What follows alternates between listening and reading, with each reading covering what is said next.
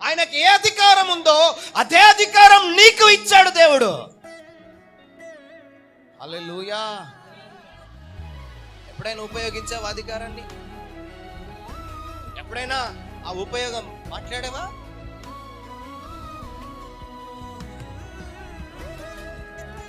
ఇప్పుడు ఒక అధికారికి అధికారాన్ని ఇస్తే ఏం చేయాలా? అంతేనా?